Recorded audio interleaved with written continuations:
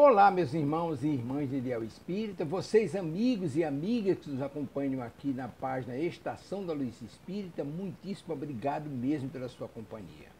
A nossa página Estação da Luz Espírita não tem fins lucrativos, o objetivo é a divulgação da doutrina espírita. E é por isso que nós reunimos aqui esta sede de matérias espíritas para que possa atender às suas necessidades, estudo, lazer, pesquisa.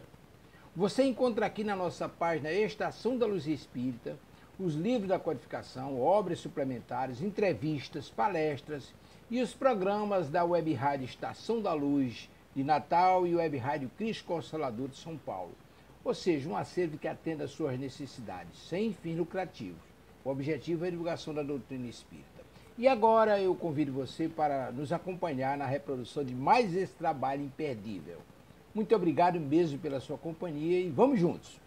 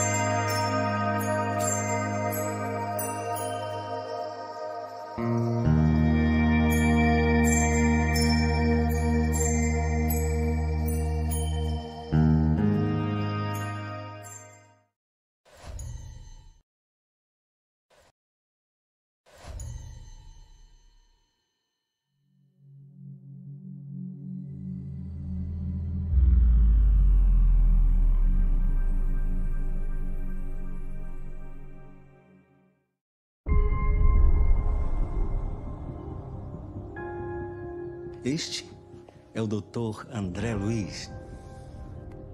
Seja muito bem-vindo. Há muitos anos, nós conseguimos reencarnar um grupo aqui da cidade. A nossa missão é ajudar esses irmãos e instaurar um ambiente de intercâmbio espiritual. Quantas e quantas vidas nós já vivemos? O que é realmente importante agora?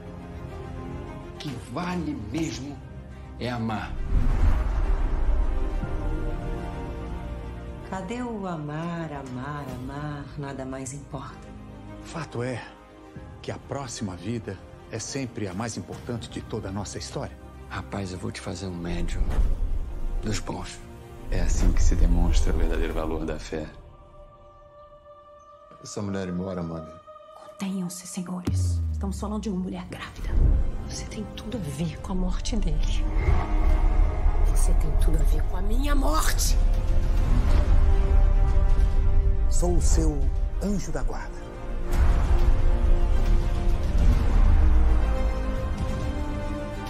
A gente ama você do jeito que é. Deus do céu. Te aceitamos. Venha comigo.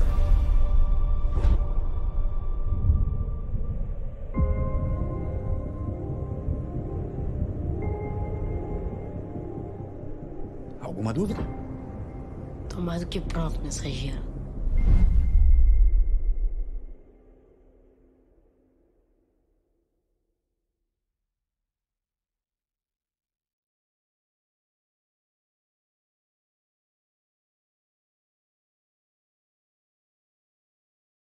Olá a todas vocês. Olá, Antonieta Colela, que já está aqui com a gente, batendo ponto. Muito bem, obrigada. Bem-vinda a estar conosco aqui nesse estudo, nessa leitura, nesse bate-papo de amigas. Que delícia isso, né? A gente...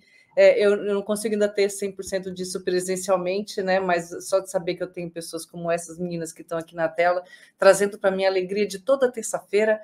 Olha...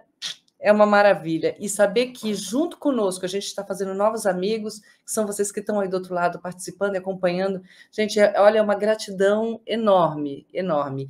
E aí, assim, eles perguntam se a gente está pronto, né? No filme do André Luiz, que a gente gentilmente transmite para esperar que as pessoas vão ao cinema, vão assistir, dê bastante bilheteria para este cinema, porque daí eles vão fazer mais filmes como esse, com muito mais investimento, muito mais realístico ainda, assim, e com vários temas. Imagina, nosso sonho ainda é um filme chamado Nossa Estrada de Damasco. Esse é o meu sonho. A Sônia sabe por quê, né, Sônia? Que é uma das músicas que eu mais gosto. Bom, eu vou dar um olá para a Sandra Boari. Olá, Sandra, linda. Oi, tudo bom, Euridice? Tudo bom, pessoal? Hoje não temos a Elô aqui em cima, eu peguei o lugar dela, não foi isso? Foi. Mas é muito bom, né? Como você falou, estarmos juntos todos aqui, os que estão atrás da tela, nós todos aqui, para mais esse momento. É um momento de reflexão, de entendimento, de aprendizado, muito aprendizado, e que Paulo, né? Paulo nos trouxe o entendimento desse evangelho maravilhoso de Jesus, que a Kátia vai continuar nos trazendo. Então, muito boa tarde, muito boa noite, muito bom dia para todo mundo, e estamos juntos, vamos lá.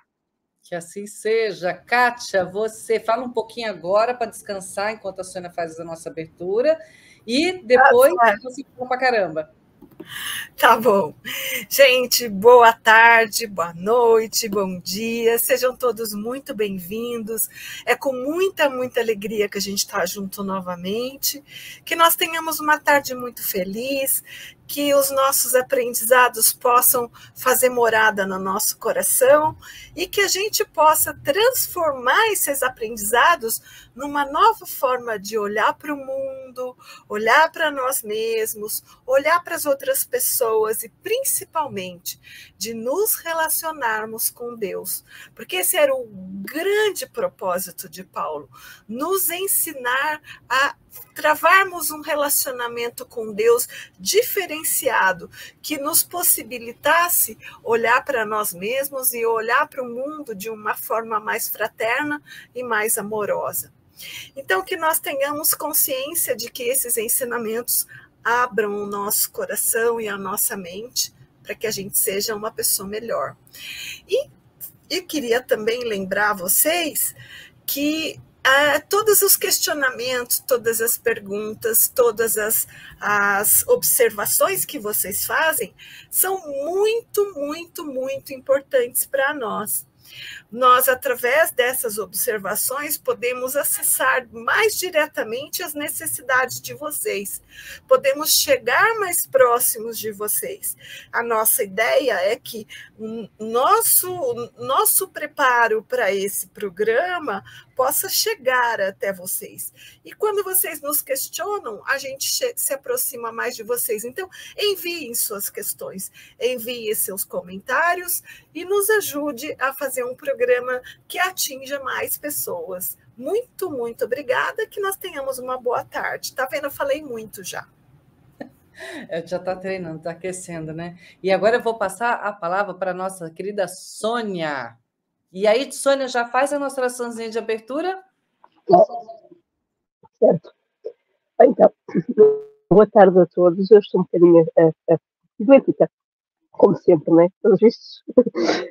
Um abraço para vocês. Vou estar muito feliz por ouvir a nossa Cátia, continuando a falar do nosso querido Paulo nas suas cartas aos Romanos, que é o que estamos a falar, e também agradecer que estão desse lado, usufruindo deste estudo conjunto e que elas também possam sentir a nossa gratidão, porque a partilha é algo que é muito benéfico para todos nós, porque aprendemos juntos e isso também é útil para as nossas vidas e também para aqueles que estão vendo do outro lado, através da rádio, através do YouTube, mas também os que estão do outro lado da vida, porque eles também aprendem connosco, visualizando e ouvindo estes cursos também. Então vamos fazer a prece. Pode ir, Sônia. Amado Mestre, queridos benfeitores, querido Pai, agradecemos esta oportunidade bendita de estarmos aqui através deste meio de comunicação. Agradecemos pelas inspirações, pelo cuidado, pelo vosso amor, que está presente constantemente nas nossas vidas. Ajuda-nos, Senhor, a compreender esses ensinamentos, a entendê-los, mas mais do que entendê-los, Senhor, a colocá-los em prática no nosso dia-a-dia, para que um dia possamos também dizer, como disse Paulo de Tarso, já não sou eu que vivo, mas vós, ó Cristo, viveis em mim. Ou seja, o Evangelho vive dentro de nós, o amor se faz presente e nós estamos finalmente em paz com Deus e conosco. Que muita luz se faça em todo o nosso planeta. E especialmente pedimos por todos aqueles que neste momento estão em grandes sofrimentos. Não interessam os credos, as religiões, as ideias, se acreditamos ou não. Somos todos filhos de Deus e, como tal, o amparo divino chega a todos. E que assim seja.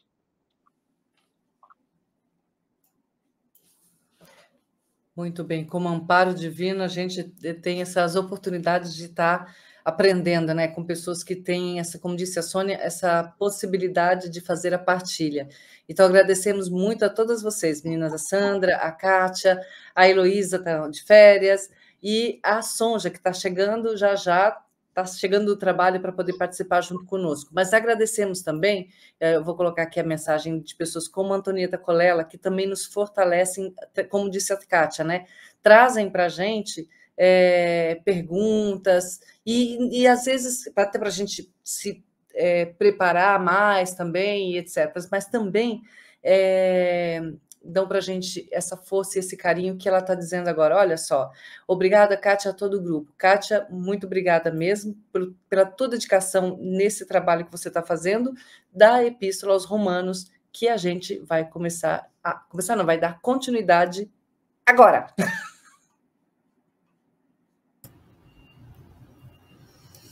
Então, a gente estava falando, a semana passada nós trabalhamos um pouquinho o que ele fala sobre a ira de Deus e o julgamento de Deus.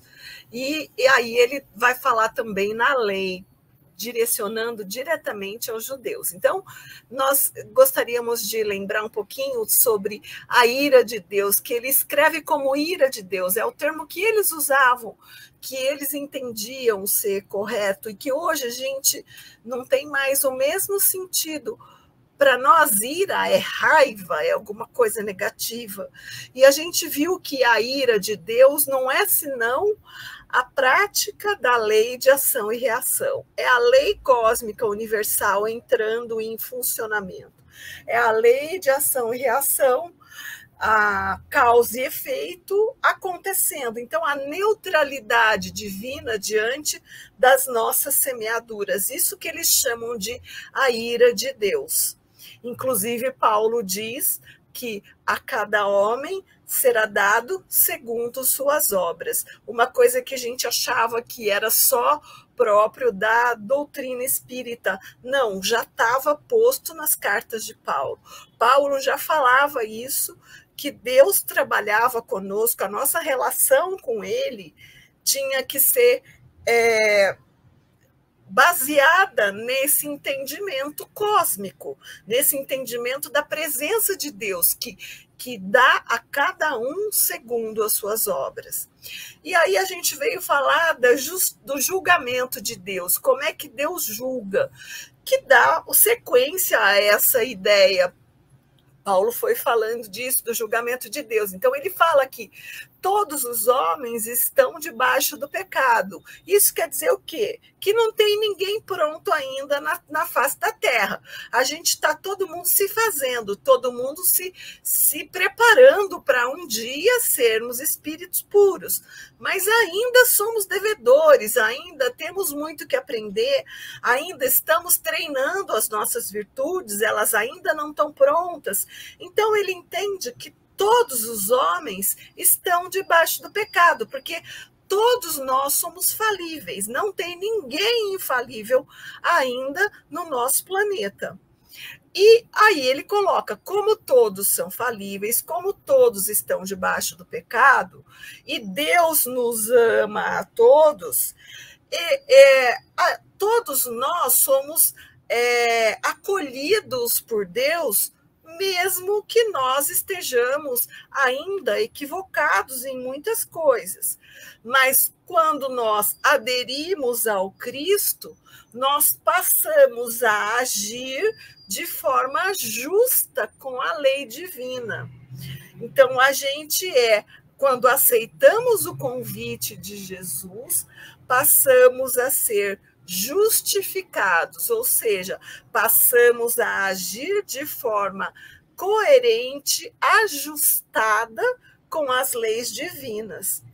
E ele fala também que o fato da gente passar a agir de forma ajustada às leis divinas não confere a cada um de nós nenhum tipo de regalia, porque Deus não faz acepção de pessoas. Ou seja, mesmo que a gente erre muitas vezes, mesmo que a gente se equivoque muitas vezes, somos sempre convidados a modificar o nosso propósito, a nossa forma de agir, as nossas tendências. Somos sempre convidados e aceitos para essa mudança interna, aceitos como o povo de Deus. E esse movimento, ele está sempre embasado na fé. É a fé nesta lei de causa e efeito, a fé nessa nossa relação amorosa com Deus, que Deus tem em relação a nós, é que nos compete, nos impele a fazer essas mudanças para reajustarmos o nosso comportamento.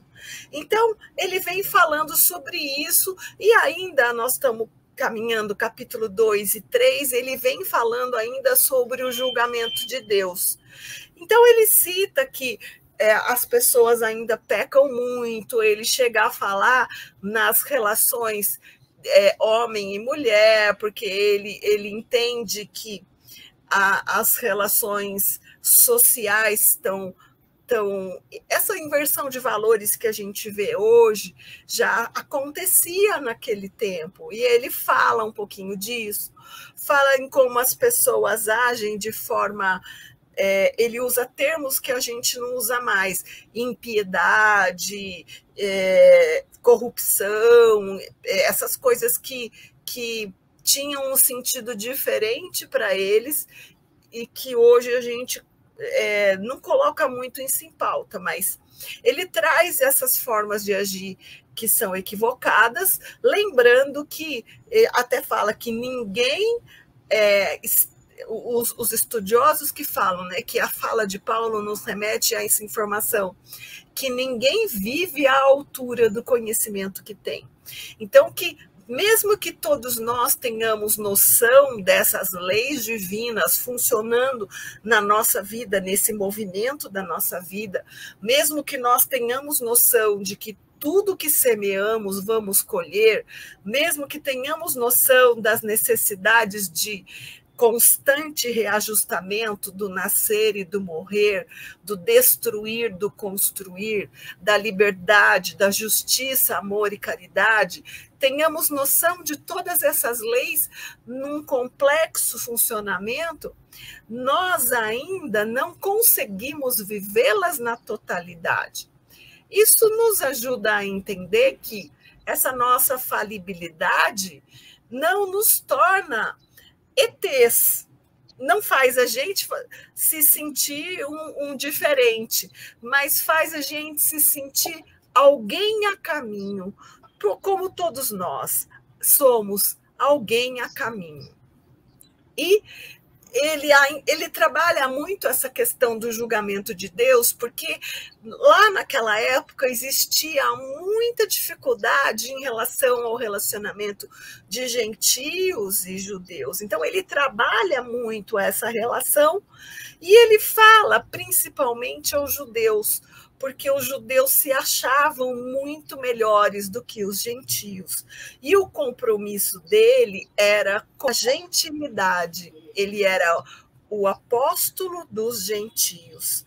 Então, ele faz essa observação bastante contundente e traz para nós ideias de que os judeus que se consideravam melhores do que os gentios achavam que, porque eles cumpriam aquelas 613 mandamentos, então, uma lei que era exterior daqui para fora, eles se julgavam melhores posicionados no relacionamento com Deus do que os gentios. Mas, na verdade, muitos deles acabavam por julgar os gentios que se posicionavam num relacionamento com Deus de forma muito diferente dos judeus, porque eles tinham vários deuses, eles cultuavam vários deuses num processo de oferenda, também como judeus, que ofereciam os sacrifícios nos templos. Então, eles achavam que os judeus se colocavam de forma superior, mas que, na verdade, eles agiam, às vezes, de forma mais ainda perversa do que os gentios. Então, ele fala um pouco disso, sobre a questão da lei dos judeus, a lei de Moisés e a lei de Deus. Sempre num paralelo, ele vai contando para a gente que como é que a lei dos judeus fazia com que os judeus pensassem que eram melhores, e, na verdade, o que nos torna melhores é a lei de Deus. E ele fala que a lei de Deus está marcada no coração dos gentios. Eles não precisam cumprir uma lei exterior, porque eles aprendem que a lei de Deus está marcada no nosso coração. E aí a gente pode se reportar àquela pergunta que Kardec faz para os espíritos, está no Livro dos Espíritos. Eu não consigo guardar número de pergunta, tá, gente? Eu sei que está lá, mas eu não sei qual é o número da pergunta. Que eles perguntam, onde está escrita a lei de Deus? E os espíritos respondem, na nossa consciência. E que é que Paulo falava? Que aqueles que aderiam a Jesus, que não precisavam ficar presos naquela amostra, no cumprimento das 613 rituais, que eles tinham a lei gravada nos seus corações, que é uma corroboração daquilo que Kardec fala, que onde é que está a lei? A lei está na nossa consciência. E Paulo já dizia que a lei estava gravada nos nossos corações, que os gentios agiam de acordo com a lei de Deus porque tinham a lei de Deus marcada, gravada nos nossos corações. E ele vai falar aqui ainda sobre o julgamento, que não são justos, não são justificados aqueles homens que cumprem os 613 rituais, porque a lei não é aquela que pode ser vista pelos homens, a lei é aquela que pode ser balizada dentro do meu coração. Quando eu me sinto em paz, em harmonia com aquilo que eu sei, com aquilo que eu acredito, com aquilo que me faz coerente com a minha filosofia de vida, o meu pensar, o meu sentir, aquilo que me deixa coerente com isso que eu trago dentro de mim, é que faz com que eu esteja ajustado à lei de Deus. Então, esse ajustamento, essa justificação, nada mais é do que meu posicionamento diante da vida, balizado pelas leis cósmicas universais. E como é que eu balizo a minha atitude diante da vida, as leis cósmicas universais? Com aquilo que eu tenho dentro do meu coração. Então, ele dizia que não importa ser judeu fazendo as coisas para fora, que importa é que a lei de Deus esteja gravada nos nossos corações. E aí não tem mais gentio e judeu, tem indivíduo, tem ser humano que compreende a lei cósmica. Ai, muito obrigada. Ai, como é bom ter ajudantes. Aí, essa lei cósmica gravada dentro de nós é que faz com que a nossa consciência se ajuste, o nosso comportamento se ajuste à nossa consciência e nós consigamos ajustar as nossas escolhas às leis de Deus. E aí a gente vai ser alguém justificado. Eu justifico a minha conduta dentro de mim com tudo aquilo que eu acredito. Então, é mais ou menos isso que Paulo está falando. E ele faz ele discorre um texto mais ou menos longo em relação a lembrar os judeus de tudo isso, né? E ele ainda fala que aqueles que, como judeus, querem ensinar aos outros como agir, não agem como eles ensinam, acabam agindo de forma equivocada, falam uma coisa e fazem outra. E aí ele fala ainda quem são os judeus, que os judeus, não adianta para os judeus pensar que a circuncisão os faz mais próximos de Deus. Não adianta eles pensarem que os rituais os aproximam de Deus, porque o que aproxima de Deus é o que está dentro do homem, é a conduta interior.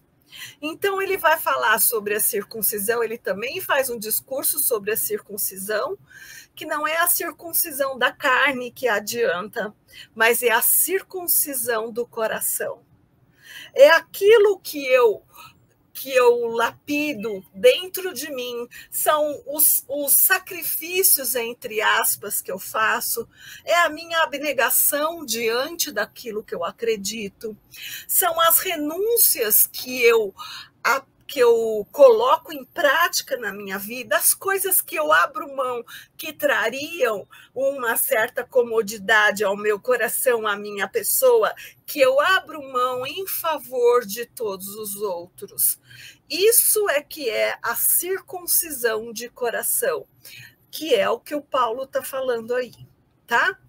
Então, vamos passar, a gente vai ver que nos slides seguintes a gente vai trabalhar um pouco mais esses assuntos todos. Tem mais falas da carta que eu trouxe para vocês. Então, aí ele vai na sequência falar, então, mas se eu sou pecador e Deus me permite esse amor, me oferece esse amor, me dá a oportunidade de eu me reajustar, ele me ama mesmo assim. Então, o que acontece? Eu não preciso ter fé, então. Eu não preciso ter essa minha disponibilidade para seguir a lei cósmica universal se Deus me ama de qualquer jeito. Então, ele fala que a nossa infidelidade a Deus não desmerece a fidelidade de Deus a nós, porque Deus é sempre fiel ao amor que ele nos tem. Ele nunca deixa de nos amar porque nós nos equivocamos, porque nós erramos. Por quê? Porque Deus olha para nós como seres a caminho da perfeição.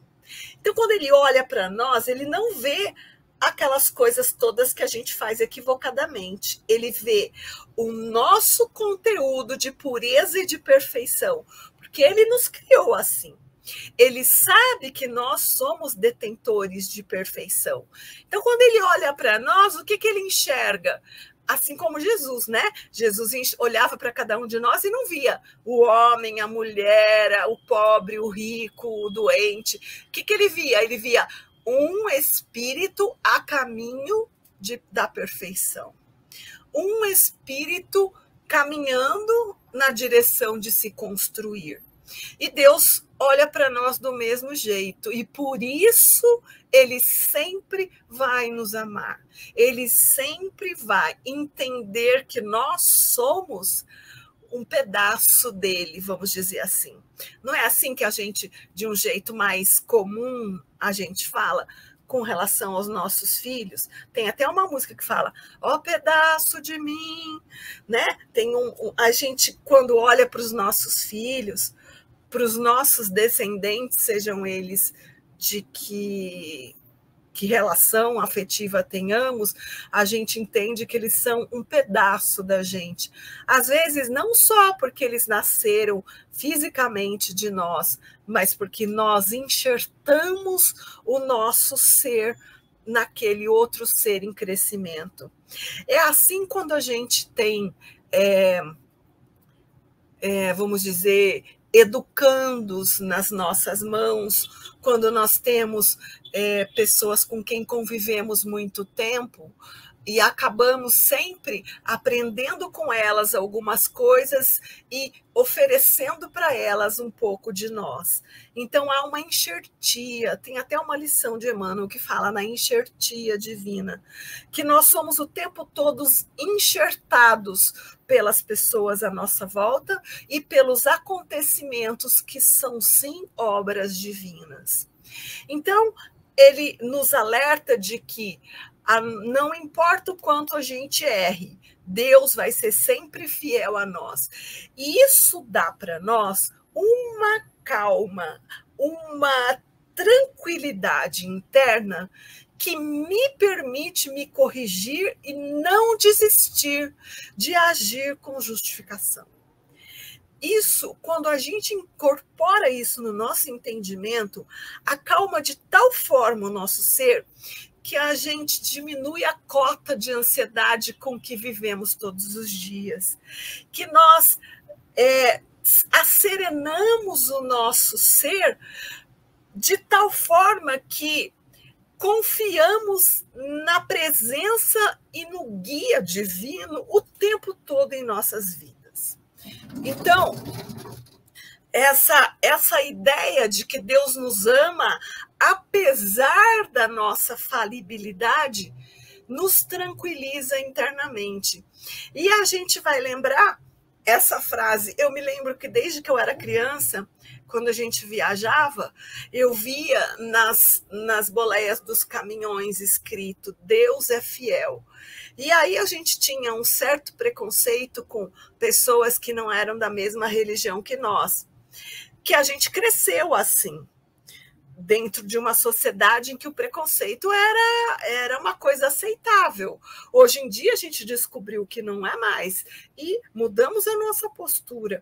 Mas naquele tempo a gente falava, isso é coisa de crente, isso é coisa de pessoas que têm um entendimento menor do que a gente a respeito de tudo. E hoje a gente veio a descobrir que, ao contrário, eles tinham um apoio muito sustentado nessas falas de Paulo, que não eram valorizadas para nós, no nosso entendimento. Vocês vejam que muitos de nós crescemos e fomos educadas em colégios católicos. E nem por isso tínhamos a noção da profundidade das cartas de Paulo, que dizia Deus é fiel, que dizia a cada um segundo suas obras, que dizia já não sou eu quem vivo, o Cristo que vive em mim, que dizia aquilo que eu quero fazer eu não faço, mas aquilo que eu não quero eu faço. Todas essas falas de Paulo apareciam para nós, às vezes como ditado, às vezes como coisas que as nossas avós falavam, às vezes como coisas que estavam simplesmente escritas no para-choque dos caminhões. E não faziam sentido muito para nós. E hoje, quando a gente entende o que Paulo falava, esse sentido muda drasticamente e nós acabamos absorvendo essas falas de um jeito muito sólido na nossa existência e entendemos que, eu falava assim, é claro que Deus é fiel, Deus é Deus, claro que Deus tem que ser fiel. Por que ele escreveu isso, que Deus é fiel? E quando eu entendo o contexto em que essa frase está colocada, essa expressão está colocada, eu posso compreender que, embora eu erre muitas, muitas e muitas vezes, Deus me ama infinitamente e permanece fiel a esse amor, porque ele olha para mim e vê o potencial de pureza, o potencial de perfeição que eu carrego dentro de mim. Cada um de nós, não é?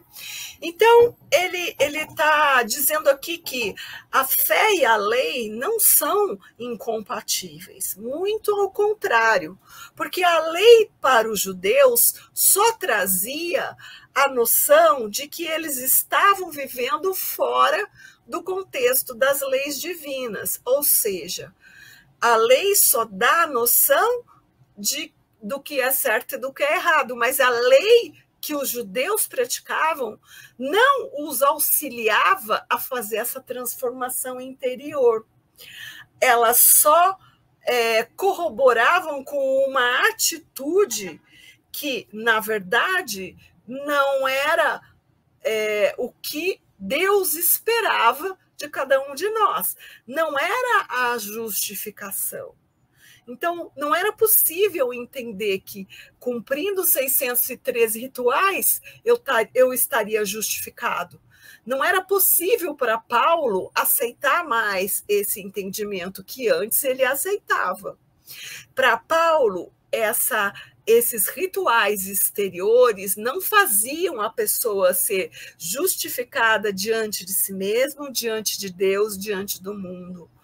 O que fazia a pessoa ser justificada era a coerência entre o que ia dentro do seu coração, o entendimento que tinha do mundo, a percepção da perfeição e da bondade infinitas de Deus, com a sua atitude coerente com essa crença. Então, ele vem dizer mais adiante que essa lei não transforma as pessoas em pessoas puras, mas que ela alerta as pessoas para o quanto elas têm que fazer alterações na sua vida. Então, ele entende que não é o exterior que modifica, não é o exterior que dá a justificação, é o interior. Então, ele, por isso, mais uma vez, ele reafirma que é a fé quem faz com que esse movimento interior aconteça, é a fé que nos conduz a essa justificação, é a fé que nos transforma interiormente para que nós possamos agir de acordo com as leis cósmicas universais que a fé me permite conhecer. Eu não sei se eu acabei complicando muito, mas é mais ou menos isso que ele vem dizer, porque diante de Deus ninguém está justificado pelas obras da lei, pois da lei vem só o conhecimento do pecado. Pode passar o próximo? E aí Paulo vem ressaltar essa fidelidade. Eu vou nesses comentários, eu vou acabar repetindo um pouquinho algumas coisas que eu falei, mas a gente vai dar margem a colocações de vocês, a interrupções, a perguntas, tá bom? Então, Paulo vem ressaltar essa fidelidade de Deus e essa veracidade do amor de Deus. O amor de Deus é absolutamente verdadeiro em relação a nós, porque Deus olha para nós e enxerga o potencial de perfeição e de amor que nós carregamos dentro de nós, e não os equívocos que são temporários. Então, a gente não precisa ficar cometendo injustiça para realçar o amor de Deus. A gente não precisa falar, olha, não importa o quanto eu erre, então eu posso ficar errando e eu vou continuar sendo amado por Deus. Quanto mais eu errar, mais eu vou estar mostrando para o mundo que Deus me ama. Então, ele vem falando que uma coisa não é contrária à outra, ou seja, eu não preciso ficar errando para mostrar o amor de Deus. Eu tenho que compreender esse amor de Deus e me reformar diante dele, né? Porque, na verdade, ninguém está isento dessa neutralidade divina diante da lei de causa e efeito. Isso é, se você achar que você, quanto mais você erra, mais você vai realçar a bondade de Deus para as pessoas, seu equívoco, porque quanto mais você erra, mais você vai ter que reparar lá na frente. Ou seja, semeou, tem que colher. Então, não adianta você achar que pode errar bastante para realçar o amor de Deus, porque a ira, que eles chamam, a justiça divina, é igual para todo mundo. Deus não faz acepção de pessoas, como a gente falou lá na frente. Porque antes de ser julgado no tribunal divino, a gente é julgado pela nossa própria consciência. Porque onde é que está a lei? Na nossa consciência. Está dentro de nós. É de dentro de nós que a lei brota e o ressarcimento a esse equívoco acontece. É de dentro de nós. Então, somos nós que construímos a nossa estrada, quer seja no bem, quer seja no equívoco. Pode passar o próximo. Então, a partir daí, Paulo traz um poema que a gente não sabe bem se alguns comentaristas falam, biblicistas, estudiosos das cartas, falam que as cartas de Paulo estão recheadas desses poemas. Efésios tem um monte deles, né? Que a gente já viu. Ele traz um desses poemas do capítulo 3 e ele diz que ele é como se ele tivesse retirado alguns trechinhos do Velho Testamento, dos Salmos e dos profetas, de Isaías principalmente. Então ele traz como se fosse um poema ou como se fosse um hino. A gente não sabe se isso eram hinos que as pessoas do cristianismo primitivo cantavam nas suas celebrações. A gente não sabe se isso foram poemas que Paulo mesmo montou e que depois foram traduzidos, foram musicados para ser levados entre a população de cristãos. Mas o fato é que muitos desses poemas, segundo os estudiosos, eram cantados nas celebrações. E esse hino também é colocado dentro desse contexto. Então, ele traz nessas citações do Velho Testamento essas dimensões da vida, do ser humano com Deus, do ser humano com as demais pessoas, da piedade e da justiça em contrapartida da impiedade e a injustiça. Então, nesse hino, ele traz esses conteúdos transcritos de forma que a gente possa entender a fala dele, né? Então ele consegue trazer até agora a carta. Não sei se vocês gostariam que eu desse uma lida nesse hino, talvez fosse bom para a gente, apesar de que a forma como ele é dita, falada, traduzida e o significado das palavras é muito diferente do que a gente entende hoje. Então, nós temos que colocar nessa leitura um entendimento para além da letra, tá? Não há homem justo, não há um sequer que entenda, não há quem busque a Deus. Todos se transviaram. Todos juntos se corromperam. Não há quem faça o bem, não há um sequer. Sua garganta é sepulcro aberto. Sua língua profere enganos. Há veneno de serpente debaixo de seus lábios. Sua boca está cheia de maldição e azedume. Seus pés são velozes para derramar sangue. Há destruição e desgraça em seus caminhos. Desconheceram o caminho da paz. Não há temor de Deus diante dos seus olhos. Ele está querendo dizer aqui o quanto nós ainda somos impuros, nós ainda somos equivocados no que falamos, na maneira como julgamos, como as nossas ações, as mínimas que sejam, distribuem males às pessoas à nossa volta. Às vezes, coisas que a gente faz, coisa que a gente acha que não está fazendo mal para ninguém, a gente faz as pessoas sofrerem. Às vezes, e se nós pensarmos naqueles ainda que fomentam guerras, que cuidam de tentar fazer o poder acontecer sobre as demais pessoas, aqueles que pensam unicamente nas questões tão passageiras da matéria, vão agindo de forma a destruir corações sem nem se darem conta de que estão fazendo isso, não é?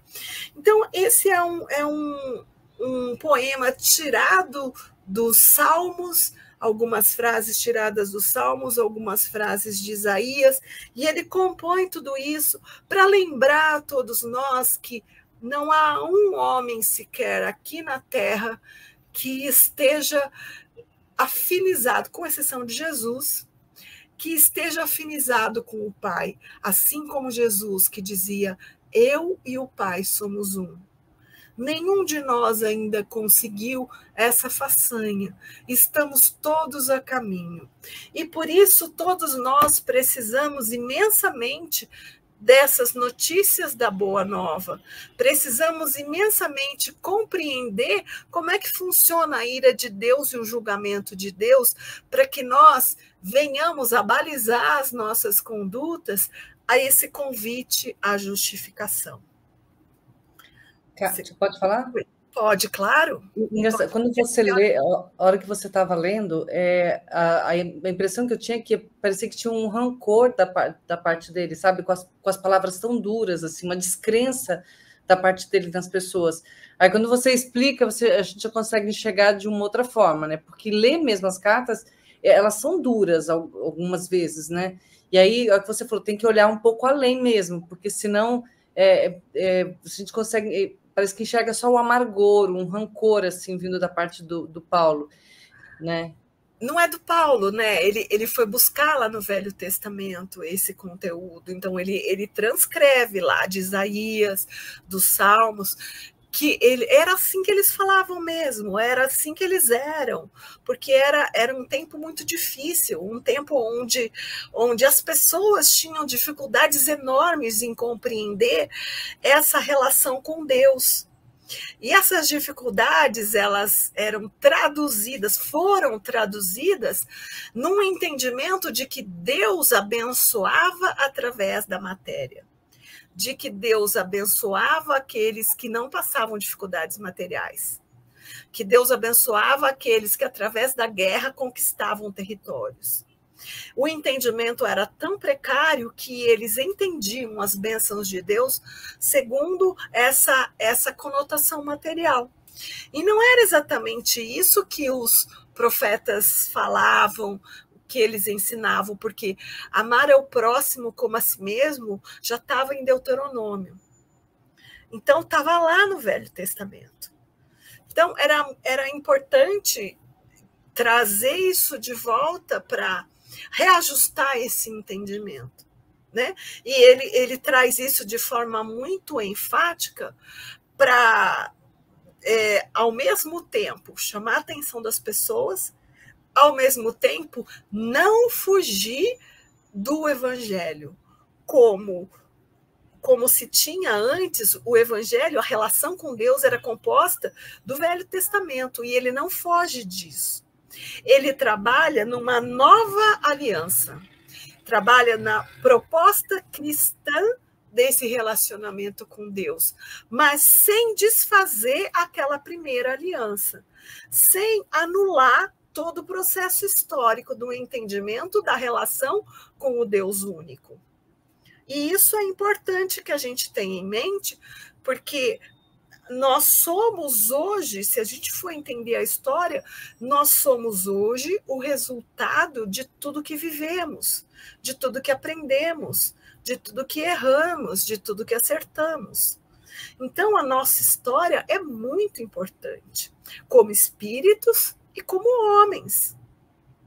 Então, não dá para jogar fora tudo que já aconteceu, porque nós só somos hoje algo que é bonito, que é belo, que está se construindo, porque nós vivemos alguma coisa que nos conduziu até aqui. Não sei se eu te esclareci. Sim. Tá? Podemos continuar? Alguém quer colocar alguma coisa? Não? Boa. Então, vamos lá. Aí, até agora, o objetivo da carta é mostrando a nossa humanidade, a nossa falibilidade, que está dividida, como naquele tempo, entre judeus e gentios. E a relação com Deus que cada um desses povos construía. E que, a partir de agora, quando aderimos ao cristianismo, quando a nossa fé na boa nova de Jesus, no evangelho de Jesus, traz para nós uma visão diferenciada, a gente vai lidar com essa culpa impagável de um modo diferente. E vai fazer com que nós nos tornemos, tenhamos uma visão diferenciada dessa nossa relação com Deus, dessa nossa relação com os demais homens, dessa nossa relação com conosco mesmos, dessa nossa relação com a visão de mundo que temos, como nós entendemos o mundo, que discernimento é esse que me faz entender o que é certo e o que é errado. Então, essa culpa impagável me coloca numa posição de humildade diante de Deus. Eu vou entender esse amor divino como uma bênção tal que me coloca humilde diante do mundo, diante de mim mesmo, diante de Deus, diante do meu próximo. É essa relação que Paulo traz, subliminada nessas falas que ele traz até aqui, na carta. Ele chama a atenção de todos nós, tratando de assuntos coerentes com aquela época, judeus e gentios, naquele movimento de vida. Ele traz para nós essa noção dessa nossa pequenez diante da divindade, que nos faz repensar a nossa relação a partir de todos eles, conosco mesmos, com Deus, com o próximo, com o mundo. Tá? Pode passar o próximo. Posso, mas sem colocar isso como se fosse uma coisa inalcançável, né? Porque ele sem colocar como inalcançável. Era tão alcançável que Deus enxerga isso em nós. A gente ainda não consegue enxergar diante da nossa pequenez, mas Deus vê isso, e por conta de ver isso, Ele nos convida todo dia, se justifica a sua atitude, aproxima a sua atitude da lei cósmica universal. Repensa como é que você está fazendo as coisas. Entende a lei atuando sobre tudo e sobre todos. Hoje mesmo eu estava contando uma situação particular. Eu estava no hospital com a minha irmã. E as demais pessoas ali, todas na mesma situação que ela. E tinham alguém falar assim, se eu não conseguisse o rim, eu teria morrido. A outra, o meu filho veio na hora certa, porque agora eu não, com o rim transplantado, eu não posso mais ter filhos. Enfim, as pessoas colocando as suas situações de vida lá. E eu falei uma coisa, Deus faz tudo na hora certa. Não há hora errada para Deus. Somos nós que não compreendemos. O momento de Deus é sempre um momento exato para a nossa necessidade. E o quanto nós não entendemos isso, é o quanto de dor a gente vai carregando pela vida, o quanto de esperança que morre, de fé que se desfaz, de desarmonia que a gente cria. Então, entender que o tempo de Deus é prioritário a qualquer tipo de controle, desejo ou demanda nossa, nos coloca afinizados com a lei cósmica universal. Então, as situações da nossa vida também são chamados divinos para que nós façamos essa comunhão, façamos essa compreensão, em treinando a nossa paciência, em treinando a nossa esperança, em robustecendo a nossa fé, estamos fazendo um ajustamento do nosso evoluir, do nosso ser, do nosso funcionamento interno com a lei cósmica universal. Podemos passar para o próximo? Já está no próximo, desculpa. Então, aí, a partir daí, está aberto o caminho, como a gente falou, para a boa nova, para o entendimento do Evangelho. Então, ele situa todo mundo, olha a situação que a gente está, olha a situação que nós vivemos. Não há ninguém sobre a Terra que seja ajustado, que esteja em comunhão com Deus, porque nós ainda falhamos. A cada 2 passos, 2 erros. Aí a gente tenta de novo, comete mais um. Então a gente vai assim o tempo todo. E aí ele coloca, essa é a nossa fotografia, essa é a nossa situação. E aí ele abre um caminho para trazer o Evangelho como sendo a alternativa, a novidade, a possibilidade de melhoria dessa nossa situação. Então, ele traz o Evangelho como solução. A lei tinha a função de, para os judeus, tornar justo quem a praticasse, mas a lei não conseguia fazer isso, mas ela dava a noção do pecado. Ela trazia a noção de que as pessoas não estavam agindo dessa forma, mas ela não tinha esse poder de fazer a transformação. Então, quando ele traz o Evangelho, ele traz, olha aqui está a chave. O Evangelho é a chave dessa mudança. O Evangelho é a possibilidade de você ajustar-se às leis divinas. Então, ele fala da lei do judeu como sendo uma forma de você se enxergar. Mas o cumprimento daquele ritual não mudava em nada, porque ele era todo para fora, ele não era para dentro.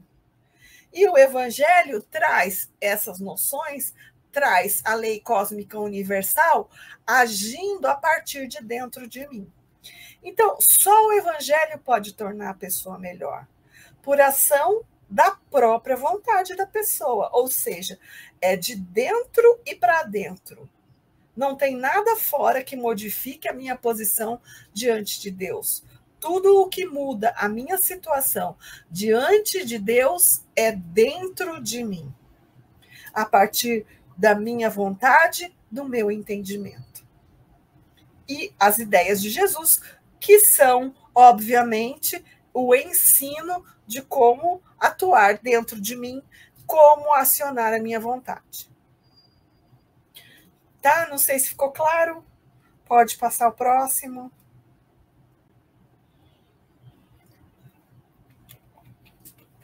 Emmanuel vem trazer para a gente pensamentos que vão assim em cima das falas de Paulo, né? A determinação divina para o aprendiz do Evangelho é seguir adiante, ajudando, compreendendo e servindo a todos. Estacionar é imobilizar os outros e congelar-se. Revoltar-se é chicotear os irmãos e ferir-se. Fugir ao bem é desorientar os semelhantes e aniquilar-se. vejam como... Opa!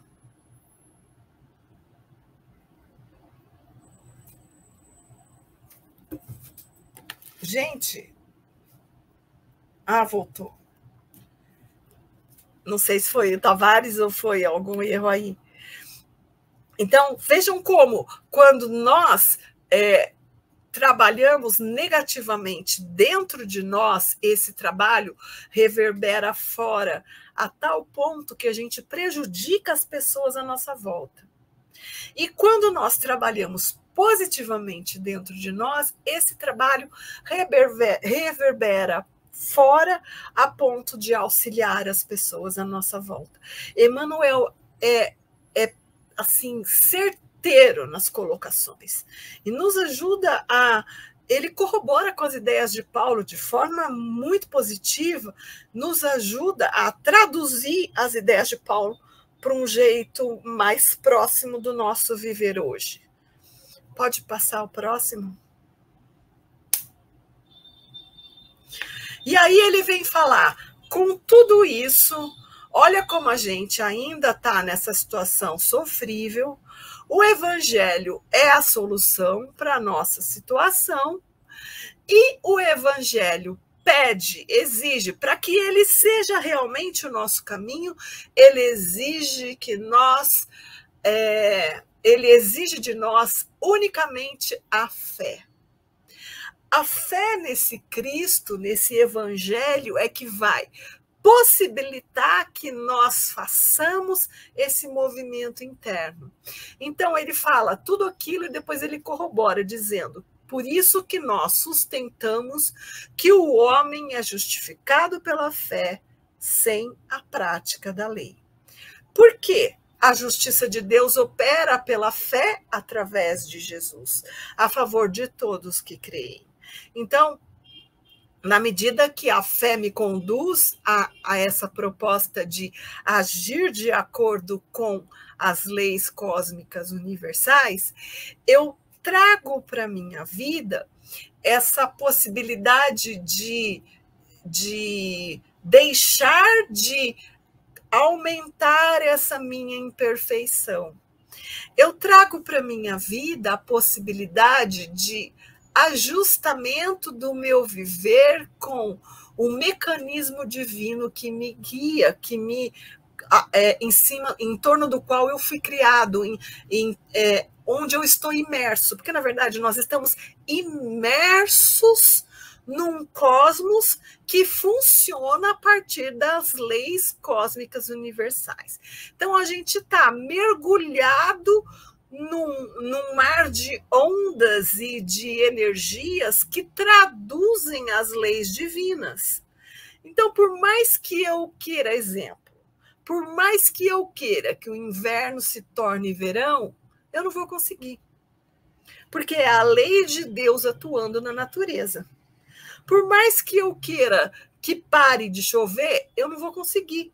Porque é a natureza chovendo o que ela tem que chover. Eu não posso, com a minha vontade, transmutar a lei cósmica que funciona, que acontece num ritmo dado pela divindade. O que eu posso mudar em tudo isso? A mim mesma. O que eu posso mudar? A maneira como eu entendo a chuva. A maneira como eu utilizo a chuva para benefício de todos nós. A maneira como eu vivencio o inverno e o verão no tempo de Deus. Isso eu posso alterar, mas eu não posso alterar a lei cósmica universal. Então, entender isso faz com que eu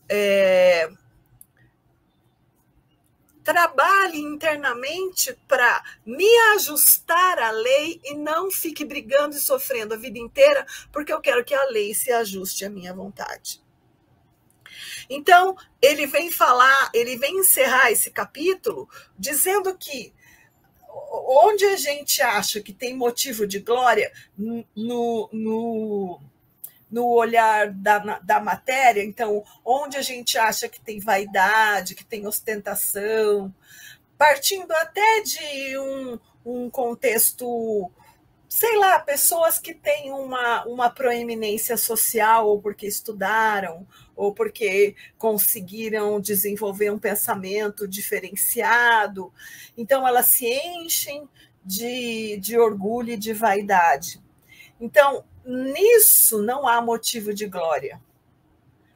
Ele acha que fica excluído de toda forma da lei e da fé, porque o motivo de glória está justamente no potencial que eu encontro em mim em me ajustar às leis cósmicas universais e não em me colocar acima delas.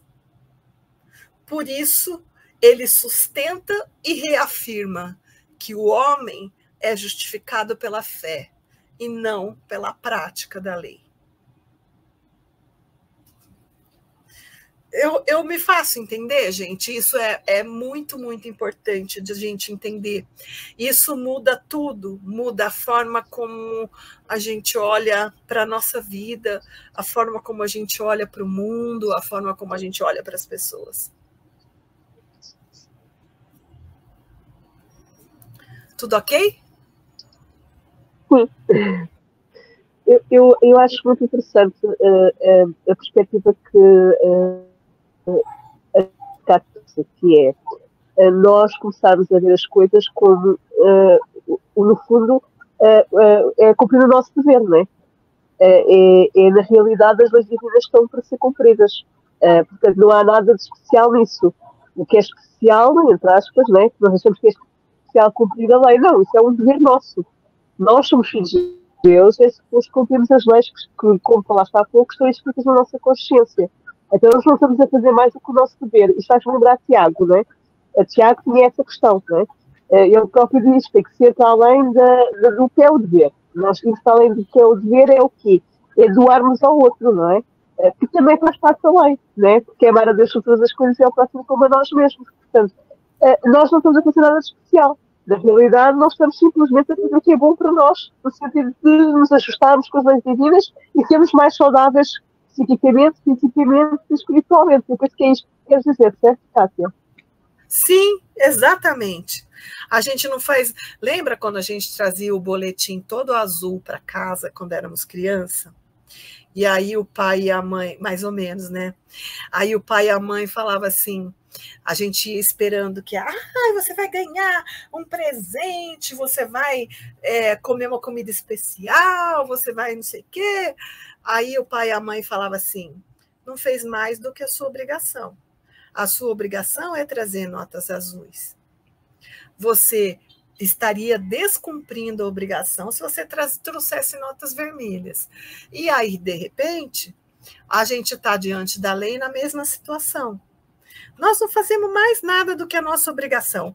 Por isso que Jesus fala lá no Evangelho de João que a gente passa a ser servo inútil. É esse o sentido. Porque a gente não está fazendo nada mais do que a nossa obrigação. A gente acha, nossa, que máximo, hoje eu consegui perdoar, hoje eu consegui passar por cima e sair bem e não sei o quê. E a gente se acha o ó do borogodó.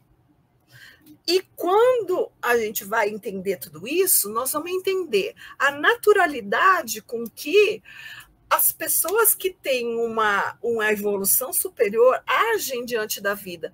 A gente vai olhar para o Chico Xavier e vai entender a humildade que ele tinha e a naturalidade com que ele realizava cada uma das ações, num sentido de que ele estava cumprindo a obrigação que ele tinha, era a tarefa dele nessa vida, ajudar as pessoas.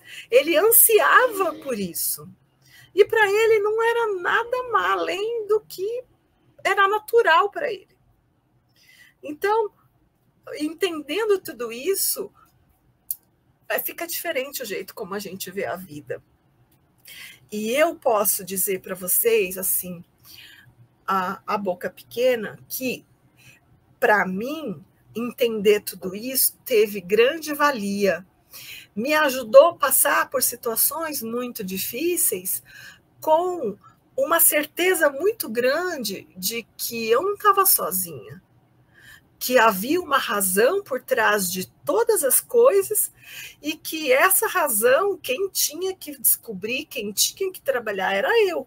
Então, só me cabia fortalecer a fé, só me cabia confiar cada vez mais e fazer o máximo, tomar as atitudes o máximo coerentes com aquilo que eu tinha dentro de mim. E o que sempre vinha na minha cabeça era, vocês já assistiram aquele filme Procurando Nemo? Tem aquela peixinha que perdeu a memória.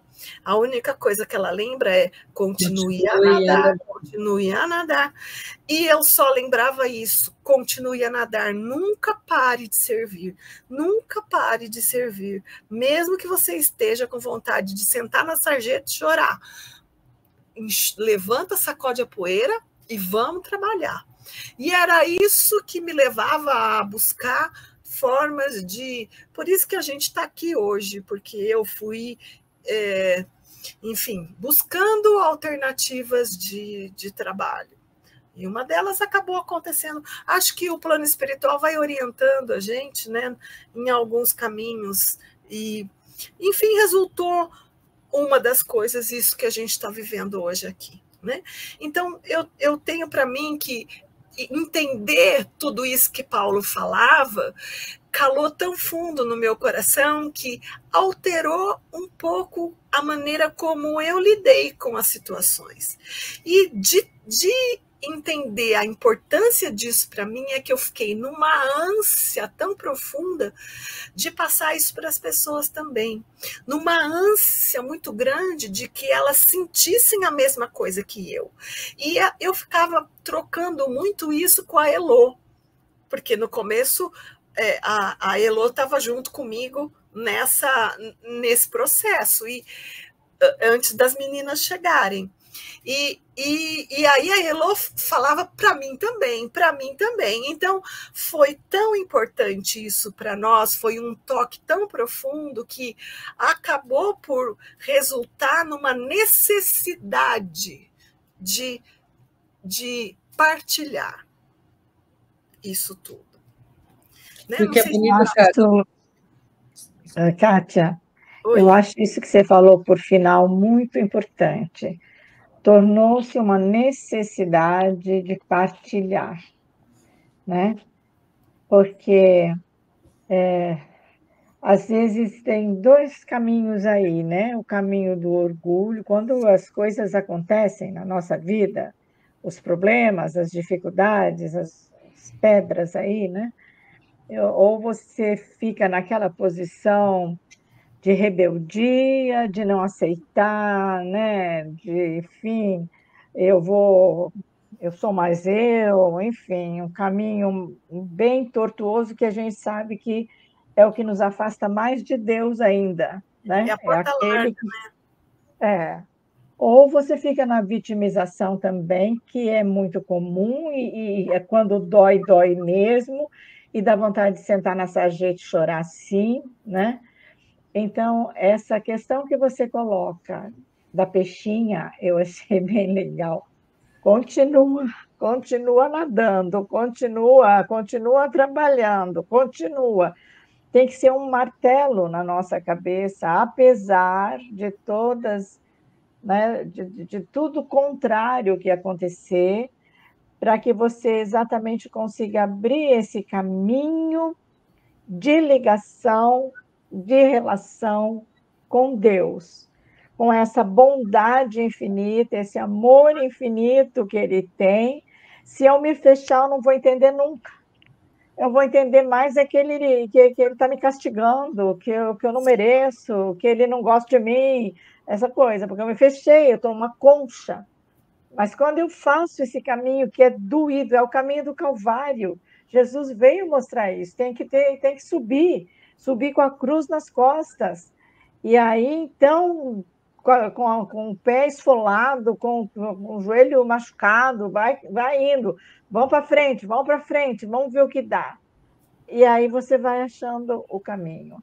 Então, eu acho que tem uma coisa que você falou aqui atrás, do objetivo da carta até agora, é mostrar a nossa falibilidade, né? A falência da nossa humanidade, excesso de humanidade e tal, por conta da falta de humildade. É uma virtude que eu acho que a humanidade, de modo geral, e nós em particular, eu em particular, temos dificuldade de viver. E foi uma das virtudes que Jesus, mais uma delas, né? Que ele já veio no nascimento, na morte e durante toda a sua vivência, mostrando essa questão do que é ser humilde. Humilde não é baixar a cabeça, não. Humilde é ver o que você pode fazer e caminhar, né? E vem aí essa questão da fé. Porque se você não tiver fé, como um grão de mostarda, você não caminha. Você precisa confiar que isso vai passar, que isso é um aprendizado, que isso é um momento, mesmo que esse momento seja longo e dói, né? Então, eu acho que essas falas todas que você resumiu aí, que o Paulo nos falou, ela tem esse significado. E quando cai a ficha como caiu para você, em primeiro lugar, né?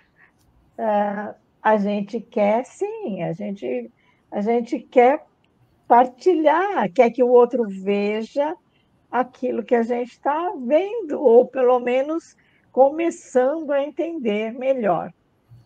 Então, foi um grande momento esse de poder fazer esse trabalho, porque é de uma reflexão profunda, não fica na superfície do estudo, só na intelectualidade e só, enfim, nas palavras que estão no Evangelho, que estão em Paulo, sei lá, né? Ele vai fundo, ele vai na sua carne e fala, meu filho, e você? O que você tem para dar? É isso, né? Obrigada aí pelas suas reflexões, foi bom. Eu gostei da peixinha. A da Não vou peixinha, esquecer, não vou esquecer a Nêmala. Eu até de vez em quando falo nas palestras no Evangelho, né? Lembrando a Dani, continue a nadar, continue a nadar.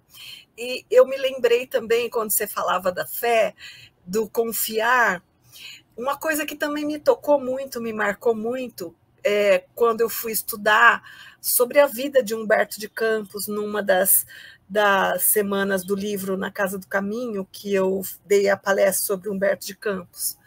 E uma das coisas muito marcantes que ele traz para nós depois do seu desencarne é que ele era razoavelmente religioso quando era vivo, mas depois que ele faleceu, ele descobriu um outro aspecto dessa conotação do religar-se ao Criador. E ele dizia assim, uma frase que ele disse: eu antes acreditava, hoje eu sei. Eu sei. É muito diferente. E quando eu penso nessas coisas todas que brotaram para mim, estudando Romanos, eu entendo exatamente o que ele quis dizer. Porque se antes eu acreditava, confiava, hoje eu sei. E tudo isso só aconteceu porque eu passei por tudo que eu passei. E acho que com cada um de nós, no seu jeito, no seu caminho, na sua estrada, esse entendimento também vai acontecer. É um momento de cair a ficha, né? E que foi muito importante. Eu às vezes falo algumas coisas da minha vida porque foram tópicos que marcaram para mim, e pode ser que alguém aproveite de alguma forma isso para também fazer valer na sua vida, ou para também compreender isso de forma mais profunda, tá? Peço desculpas pelas falas pessoais. Eu acho que as falas pessoais, desde que não sejam com o objetivo do orgulho, sejam com o objetivo de ensinar, faz todo o sentido. porque o objetivo do Evangelho é vivenciarmos, e aquilo que a Sandra estava dizendo é exatamente isso. A profundidade vem da vivência. Quando nós conseguimos aplicar às nossas vidas, conseguimos alcançar onde é que a informação nas cartas ou no Evangelho pode ajudar para que nós consigamos equilibrar-nos e conseguir ter uma vida mais pacífica dentro das regras do mundo, não é? Portanto, eu acho que não faz todo o sentido. É só isso que eu queria dizer. Obrigada, Saninha. Eu não sei como é que está o horário, gente. Dá para passar mais um slide. Tá, então vamos lá. Aí ele continua dizendo que há um só Deus que vai justificar essas circunstâncias que a gente... da nossa fé, né? As nossas circunstâncias através da nossa fé, e também aquela justificativa que ele trabalhou lá atrás, quando ele falava da verdadeira circuncisão, da circuncisão do coração. Então, a justiça de Deus só vai acontecer a partir dessa circuncisão do coração. Então, esse julgamento e essa justiça divinas, elas só estarão presentes na nossa vida através da fé que professamos, o nosso entendimento, porque a justiça de Deus nunca vai deixar de acontecer. Vamos entender, uma pessoa que comete vários equívocos e ela entende que não teve problema nenhum com esses equívocos e ela quer continuar vivendo a vida dela. Então, ela está vivendo um momento em que a circuncisão do coração ainda não aconteceu com ela. Ela ainda não aceitou o convite de Deus. Mas isso não quer dizer que a justiça divina vai deixar de acontecer para ela, porque Deus ama e acolhe a todos nós, ao contrário. Então, ele vai ter que sofrer as consequências do que ele realizou, mas ele só vai compreender a possibilidade da justificação quando ele desenvolver a fé. A fé é o óculos através do qual eu olho para a minha relação com Deus de um jeito diferente. Então, a gente não elimina a lei de ação e reação através da fé. A gente só a compreende e ameniza tudo isso. Porque enquanto eu não entendi a lei da ira divina que ele fala, né, que eu estou usando os termos que ele usa, da justiça divina, quando eu não entendi a lei de ação e reação agindo no mundo onde eu estou imerso, eu vou vivenciar como se fosse um castigo, como se fosse uma punição, como se fosse uma situação não merecida. Eu vou vivenciar como se fosse um impulso para eu agir de forma mais contrária ainda à lei, fazendo com que a minha rebeldia se transforme em as mais diversas formas de ir contra a lei cósmica universal. Então, essa ideia da lei, essa compreensão da lei cósmica universal existindo dentro de mim, do mesmo jeito que ela existe fora, faz com que eu acalme, silencie meu coração e aceite o convite de justificação que Deus me propõe a todos os instantes. Então, viver e entender a lei só é possível através da fé. A fé consolida essa vivência da lei divina dentro de mim. Só a fé me proporciona a oportunidade de entender, de compreender a lei, de perceber as nuances da lei acontecendo ao redor de mim e dentro de mim. Então, a partir da fé, a gente consolida a lei nas nossas ações. É isso que Paulo quis dizer. E aí vem a prova pela Escritura. Ele vai começar eu vou parar aqui para a gente começar no 4º capítulo a semana que vem, porque aqui ele já começa a fazer uma comparação dessa fé de Abraão. Então ele traz assim de forma intensa o Velho Testamento para dentro da carta.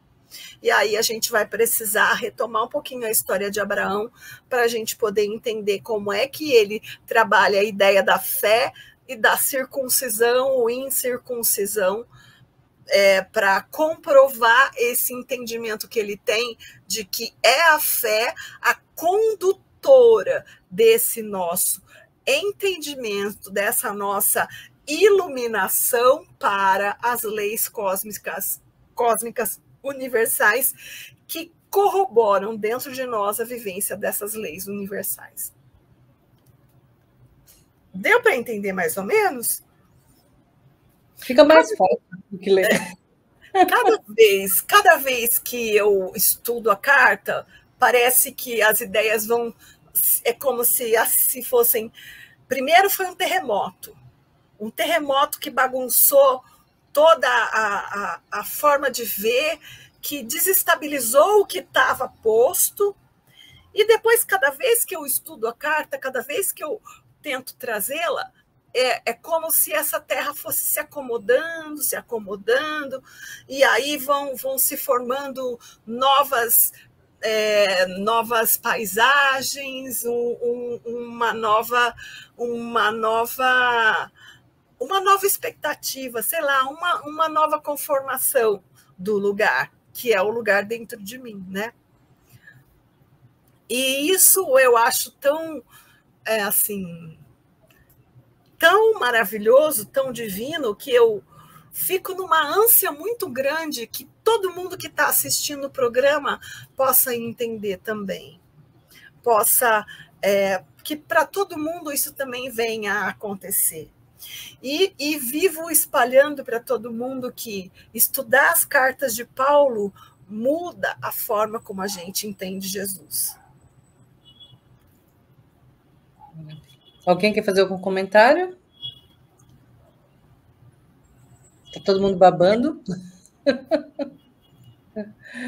Enquanto isso, eu vou colocar aqui, ó, a Antonieta Colela, ela fala que é perfeita a colocação da Sônia, viu, Sônia? Quando você faz a comparação lá sobre você falar sobre algo pessoal. A Olga Feitosa também dá boa tarde para todos nós, almas queridas. Beijo. Que bom esse encontro de almas queridas, né? Você viu? Do lado de cá e do lado de lá. Do lado de cá e do lado de lá também, né? Cavalo aí marcando presença. E a Antonieta, que está com a gente aqui também, né? Tivemos, Antonieta, uma tarde maravilhosa de estudo, né? Sandra, Sonja, falarem alguma coisa mais também? Sônia? Antes de encerrarmos, deixar os recadinhos.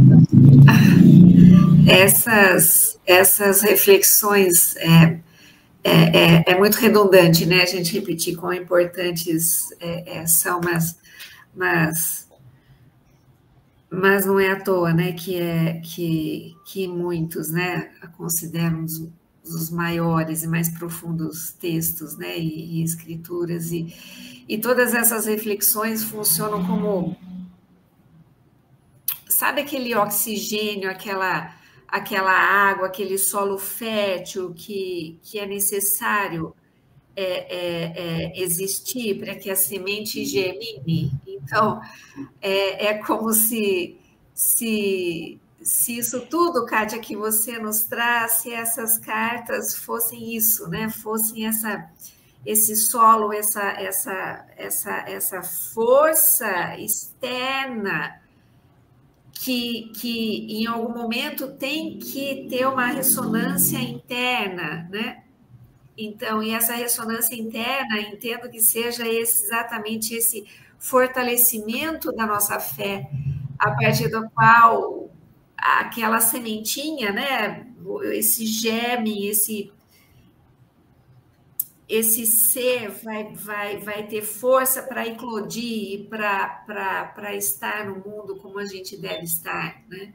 Então, ao mesmo tempo que tudo isso alimenta o nosso racional, nos faz parar para rever e ampliar a nossa visão, ela nos dá essa força interna, e aí é essa conjunção que entendo que seja a chave, né, para que exista de verdade essa nossa transformação e que a gente possa viver a vida na potencialidade, né, que carregamos, né, da centelha divina, e é por isso eu acho que é aí que está a justiça, a justeza de Deus, e é nesse momento em que ela se faz plena em nosso ser, em nossa vida, né? Então... É isso mesmo, eu entendo assim. Parece que ela germina, né? Ela faz germinar. É tudo no seu tempo, né? Porque a gente não pode ter pressa. A filosofia hindu diz que quem tem pressa tem que ir devagar. Porque, às vezes, a gente vai com muita sede ao pote, e, como falou a Eurídice, é difícil a gente pegar uma carta de Paulo, ler e entender, né? E captar o sentido todo. Então, é aquela ideia da continuidade, como você falou, uma semente que vai germinando, vai germinando. O que não pode é a gente desistir, porque isso é muito comum, né? Que é você, diante da dificuldade, né, do esforço que você tem que fazer para a compreensão, é mais fácil desistir. Então, eu acho que, novamente, nós ficamos com a peixinha do Nemo lá, vamos para frente, que atrás vem gente. Eu diria que, para nós, o processo de justificação, né, utilizando o termo do Paulo, é mais lento, mas desde que seja contínuo, né? De alguma hora a gente vai chegar nesse estágio de justificação. E isso é gratidão mesmo, Kátia, porque eu vou entendendo isso. E tira a ansiedade da gente também, né, Sandra? Sim. Porque você sabe que é cada um no seu tempo, não vai fazer todo mundo assim, no mesmo tempo, de uma hora para outra. A gente vai treinando até chegar um momento que a gente... Ui, aprendi, agora sim sou justo. Aí a gente parte para um outro novo aprendizado. Porque é bonito isso, eu acho que a coisa mais bonita da vida, né, eterna, é essa, quando você adquire um aprendizado, abre-se outro para você novamente treinar e progredir sempre. Tal é a lei. Maravilha. Meninas, a gente precisa encerrar, vou deixar vocês darem as palavrinhas de vocês, para eu passar os recadinhos. Posso começar? Pode. Eu queria agradecer imensamente vocês, o carinho de vocês e o carinho do pessoal que nos assistiu. Queria depositar meu coração junto de vocês como forma de gratidão por tudo isso que vocês proporcionam para mim. Porque, na verdade, a gente acaba ganhando muito mais. Porque vejam tudo que eu relatei aqui, como estudar essa carta modificou a minha vida. E o quanto eu devo isso ao interesse que vocês tiveram em aprender, né? Então, muito, muito, muito obrigada pelo carinho, pela alegria de estar com vocês, e que Deus os abençoe, hoje e sempre. Até a semana. Obrigada, Olga, pelo seu carinho. Obrigada, Antonieta. Sandra? Vamos deixar Sonja, porque depois eu já faço a prece. Tá bem. Tá Aqui bem. eu vou dar os recadinhos. Bom. Sonja? Mais uma vez, obrigada a todas, ao Tavares, a Kátia, a todas nós, todas vocês aqui que me permitem estar aqui junto. E novamente, que tenhamos uma semana de excelentes e profundas reflexões, que sejam transformadoras e muito úteis. Um beijo no coração de todos. Soninha. Então, eu estava-vos a ouvir e estava-me a lembrar do ditado português, que eu não sei se existe no Brasil. Depressa e bem não se sabe quem. Então, tudo a seu tempo. É o que interessa e nós temos de fazer. Ir para a frente, com os joelhos conjuntados, como disse o Paulo de Tarso, usando a nossa querida Nemo. Adoro do filme Nemo. Então, que a paz fique connosco. Muito obrigada, Cátia, do fundo do coração. A todas as vozes do fundo do coração, muito obrigada. E a quem está do outro lado, muito obrigada também. E que Deus disse, obrigada, porque só estou aqui por tua causa. Um beijinho. Maravilha. Então, agora, antes de eu passar para a Sandra, tá, Sandra? Você espera só um segundinho que eu vou dar os recadinhos, que hoje temos bastante recadinhos e legais também.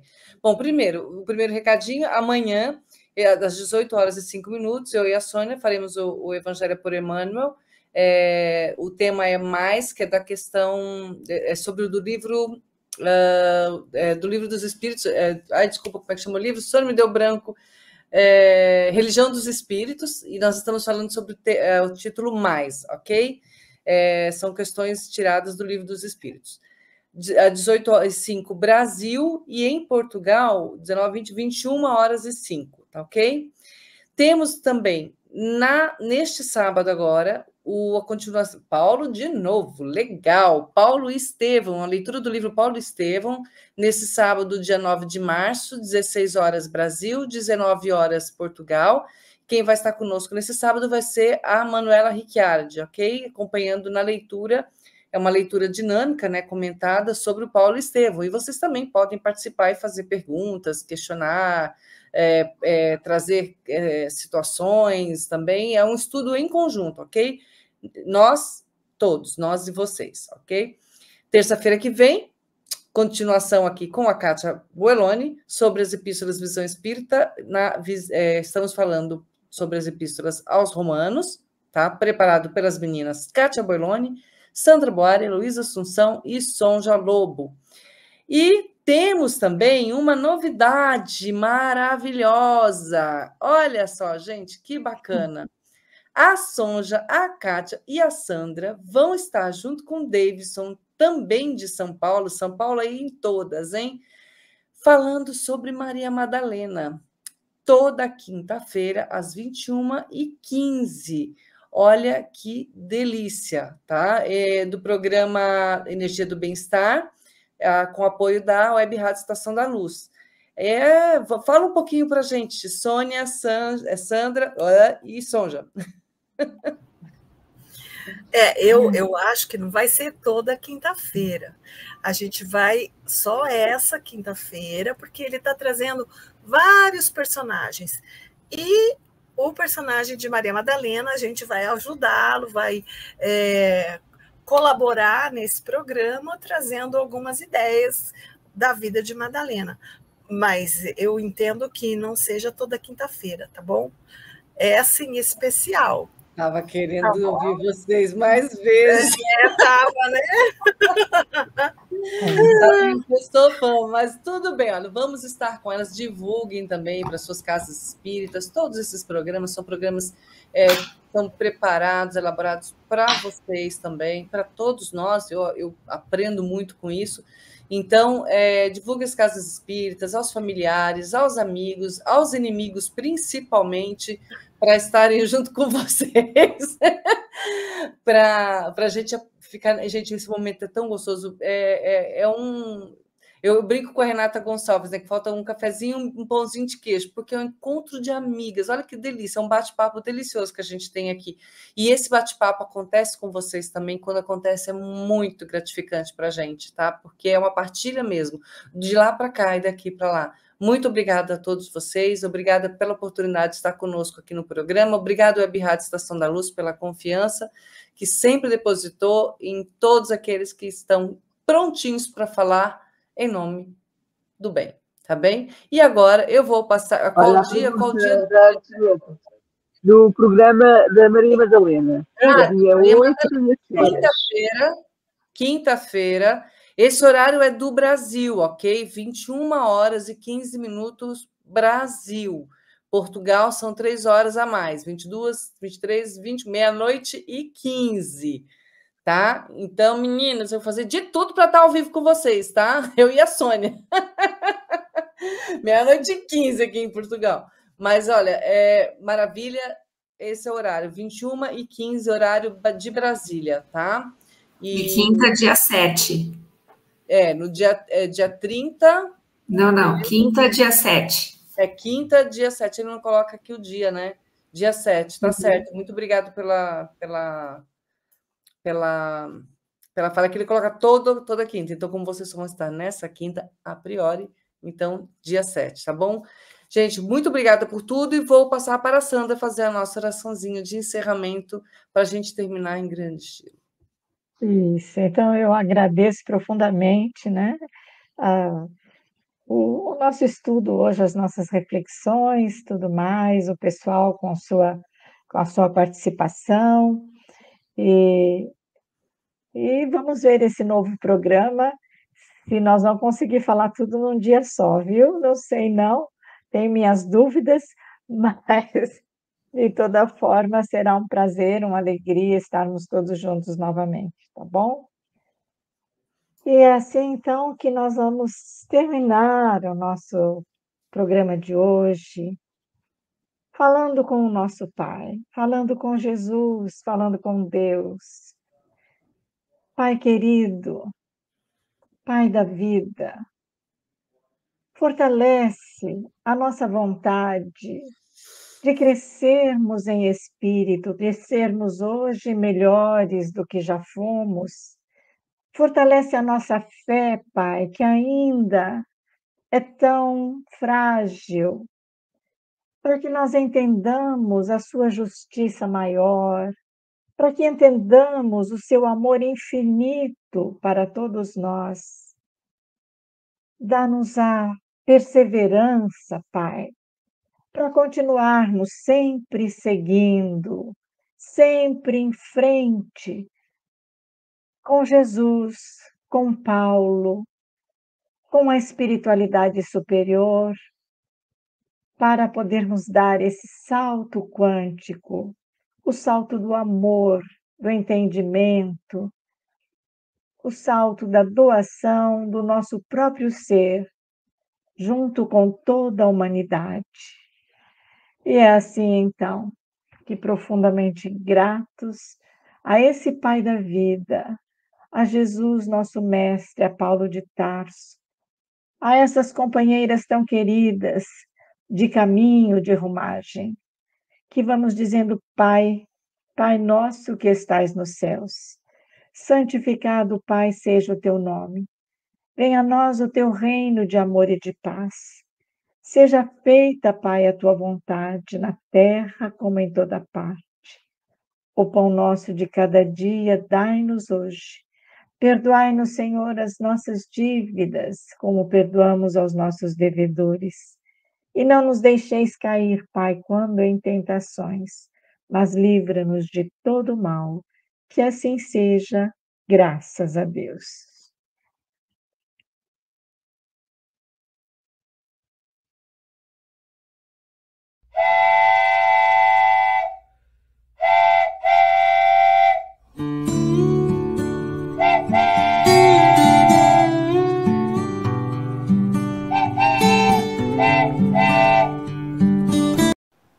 Chegamos ao final da nossa atividade. Muitíssimo obrigado mesmo pela sua companhia e espero você no próximo evento.